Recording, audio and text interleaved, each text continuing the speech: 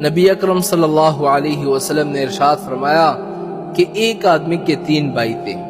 ایک بڑا بھائی تھا، ایک درمیانہ بھائی تھا اور ایک چھوٹا بھائی تھا۔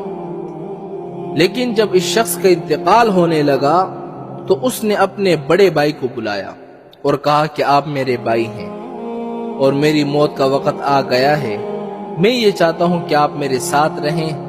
میری قبر میں بھی آپ تشریف لائیں اور مجھ سے کبھی جدا نہ ہو۔ وہ بڑا بھائی کہنے لگا،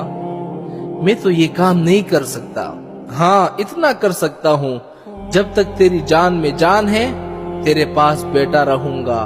لیکن جب تیری جان نکل جائے گی پھر میرا اور تمہارا کوئی رشتہ نہیں۔ وہ مرنے والا مایوس ہو گیا۔ دوسرے بھائی کو بلایا اور کہا کہ دیکھو آپ بھی میرے بھائی ہیں، آپ کا اور ہمارا دوستانہ تعلق رہا ہے، ہم میں پیار رہی ہے اور ایک دوسرے کے ساتھ مل کر زندگی بسر کی ہے،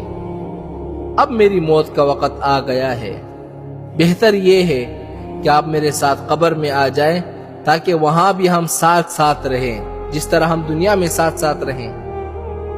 وہ کہے گا ایسا تو نہیں ہو سکتا کہ میں تیرے ساتھ آ جاؤں، ہاں اتنا کر سکتا ہوں کہ جب تک تیری جان میں جان ہے تیرے پاس رہوں گا، جان نکل جانے کے بعد تجھے نہلاؤں گا، دلاؤں گا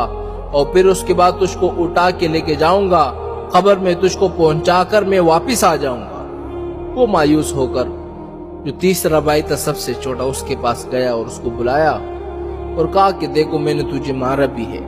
پیٹا بھی ہے، تجھ پر جھوٹا ہونے کی وجہ سے ظلم بھی کیا ہے، لیکن اب میرا خراب وقت آ گیا ہے، میں مرنے جا رہا ہوں، میرا کوئی سہارا نہیں، اس لیے میں یہ چاہتا ہوں کہ تو میرے ساتھ ساتھ رہیں اور تو میرے قبر میں بھی میرے ساتھ آ جا۔ تو تیسرا بھائی کہنے لگا کہ ہاں جب تک کہ تیری روح موجود ہے،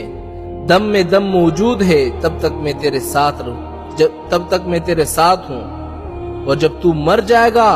تجھے نہلانے دلانے میں سب میں شریک ہوں گا، اور جب تو قبر میں دفن کیا جائے گا وہاں بھی میں تیرے ساتھ جاؤں گا۔ نبی کریم صلی اللہ علیہ وسلم نے یہ سنا کر صحابہ سے پوچھا کیا تم کو بات سمجھ میں آئی؟ یہ 3 بھائی کون تھے؟ صحابہ نے کہا واللہ عالم، اللہ اور اللہ کے رسول بہتر جانتے ہیں رسول اللہ۔ آپ نے فرمایا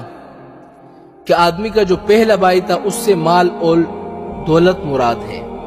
جب آدمی سے کہے گا کہ میرے ساتھ قبر میں چل تو مال اور دولت کہے گا کہ نہیں نہیں نہیں، میں تیرے ساتھ نہیں آ سکتی، جب تک تیری جان میں جان ہے میں تیرے ساتھ ہوں، لیکن جب تیری جان نکلے گی تو میرا اور تمہارا کوئی رشتہ نہیں۔ روح نکلتے ہی مال کسی اور کا ہو جاتا ہے، دوسرے لوگ ہڑپ کرنے کے لیے تیار بیٹھے رہتے ہیں، بلکہ ایسے واقعات تو آج کل بہت سارے پیش آ رہے ہیں میرے بھائیوں،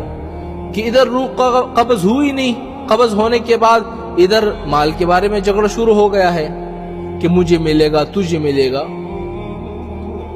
اور میرے نبی نے فرمایا کہ دوسرے بھائی سے مراد دراصل رشتہ دار ہے، دوست احباب ہے، یہ آدمی کے ساتھ اس وقت تک رہتے ہیں جب تک قبر میں اس کو دفن کیا جاتا ہے، لیکن قبر میں دفن ہوتے ہی سب واپس آ جاتے ہیں۔ اور فرمایا جو اس کا تیسرا بھائی تھا سب سے چھوٹا بھائی، اس سے مراد اس کے اچھے اور برے اعمال ہیں